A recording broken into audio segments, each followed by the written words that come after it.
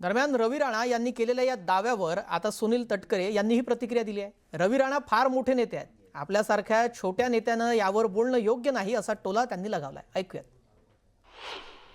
अशक्य राजकारणात अशक्य गोष्टी शक्य झालेल्या आहेत। त्याच पद्धतीने 15 दिवसात दोन्ही राष्ट्रवादी एकत्र येतील आणि कदाचित केंद्रीय मंत्री सुप्रिया सुळे असतील। रवी राणा फार मोठे नेते आहेत, त्याच्यामुळे माझ्यासारख्या छोट्या कार्यकर्त्यांनी त्यांच्यावरती वक्तव्य करणं काय फार योग्य नाही। ते खूप मोठे नेते आहेत। तर राज्याच्या राजकारणामध्ये लवकरच मोठ्या घडामोडी होणार असल्याचं भाकीत आमदार रवी राणा यांनी व्यक्त केलेलं आहे। येणाऱ्या काळामध्ये उद्धव ठाकरे आणि एकनाथ शिंदेही एकत्र दिसू शकतील असं चित्र दिसू शकतं, असा मोठा दावा रवी राणा यांनी केला। आता उद्धव ठाकरेंनी हनुमान चालीसा हातात घेतल्यामुळे त्यांनी आता प्रभू श्रीरामांच्या विचारांना स्वीकारलंय, त्यामुळे अशक्य हे शक्य होत आहे। त्यामुळे उद्धव ठाकरे आणि एकनाथ शिंदेही एकत्र येऊ शकतात, अशी भविष्यवाणी रवी राणा यांनी केली आहे।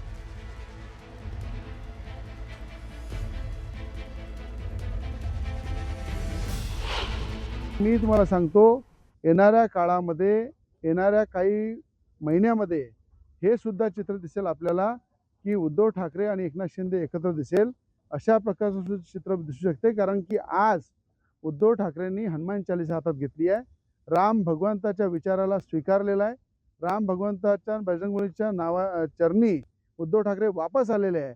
म्हणून हे अशक्य जे आहे ते सुद्धा भविष्यामध्ये उद्धव ठाकरे आणि एकनाथ शिंदेजी एकत्र होऊ शकतात, हे सुद्धा भविष्यवाणी भविष्यातली आहे। यानंतर पुढची बातमी पाहूया। अयोध्येतील श्रीराम मंदिरात झालेल्या देणगी चोरीच्या मुद्द्यावरून ठाकरेंच्या शिवसेनेनं रामरक्षा आंदोलन सुरू केलंय। या आंदोलनाचा दुसरा टप्पा 18 जुलैला नागपूर येथे होतोय आणि या आंदोलनासाठी खासदार संजय राऊत यांनी राष्ट्रीय स्वयंसेवक संघाचे सरसंघचालक मोहन भागवत यांना पत्र पाठवून निमंत्रित केलंय। संजय राऊत यांनी मोहन भागवत यांना पत्र लिहून राम भक्तांना आशीर्वाद देण्यासाठी मोहन भागवत यांना विशेष आमंत्रित केलंय आणि त्यांनी यात तसा उल्लेखही केलेला आहे। या पत्रात या संदर्भात बोलताना राऊतांनी मुख्यमंत्र्यांनाही निमंत्रित केल्याचं मुद्द्यावरून त्यांनी भाष्य केलं। मुख्यमंत्र्यांना एक रामभक्त म्हणून रामरक्षा आंदोलनात सहभागी होण्याचं निमंत्रण दिल्याचं राऊतांनी स्पष्ट केलंय। दरम्यान राऊतांनी रामरक्षा आंदोलनावरून पाठवलेल्या निमंत्रण पत्रिकेवरून बावनकुळेंनी राऊतांना जोरदार टोला लगावलाय। पाहूयात। राज्याचे मुख्यमंत्री आहेत आणि आम्ही त्यांच्या निवासस्थानाजवळ एक उपक्रम, धार्मिक उपक्रम हिंदुत्वाचा करतो आहोत। राज्याचे मुख्यमंत्री म्हणून आम्ही त्यांना निमंत्रण दिलेलं आहे। त्याही पेक्षा एक रामभक्त आणि राम जन्मभूमी आंदोलनात त्यांचा सहभाग केला होता, या कारणानं आम्ही त्यांना आमच्या उद्याच्या रामरक्षा आंदोलनात सहभागी होण्याचं निमंत्रण दिलं।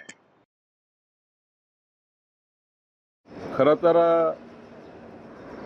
देवेंद्रजींना हिंदुत्व शिकवण्याची फार गरज नाही आहे। देवेंद्रजीचं आयुष्य हे हिंदू धर्माचं संस्कार संस्कृती जतन करण्याकरता गेलेलं आहे। देव देश धर्म कार्याकरता आयुष्य देणारे देवेंद्रजी आहे आणि त्यामुळे अशा प्रयत्नांनी, अशा पत्रांनी कुणी काही डिवचलं तरी देवेंद्रजीच्या त्यांच्या भूमिकेवर काही फरक पडणार नाही। दरम्यान रामरक्षा आंदोलनाच्या मुद्द्यावरून राऊतांनी पाठवलेल्या निमंत्रणावर विरोधकांनी टीका केली होती। यावरच आता राऊतांनी जोरदार प्रत्युत्तर दिलंय। तसेच बावनकुळेंनीही राऊतांना जोरदार टोला लगावलाय। पाहूया। कसं काय राजकीय विनोद असेल, मला काय तुम्ही कोणाची नावं घेताय, त्यांनी काय रिॲक्शन दिले आहेत हे माहीत नाही। राज्याचे मुख्यमंत्री हे काय एका पक्षाचे नसतात, ते संपूर्ण महाराष्ट्राचे असतात आणि तुम्ही ज्यांची नावं घेतलीत आता, त्यांच्यापेक्षा अधिक काळ आम्ही देवेंद्र फडणवीस यांच्याबरोबर काम केलेलं आहे।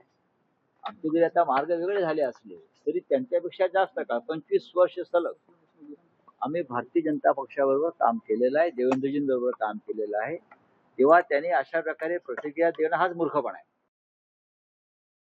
मला वाटतं उद्याचं जे रामरक्षा आंदोलन उद्धव ठाकरेंनी आणि टीमनी केलेलं आहे किंवा करणार आहेत, एक प्रकारचा ढोंगीपणा आहे। खरं तर हिंदू हृदय सम्राट बाळासाहेब ठाकरेजींना आज पुन्हा वेदना होतील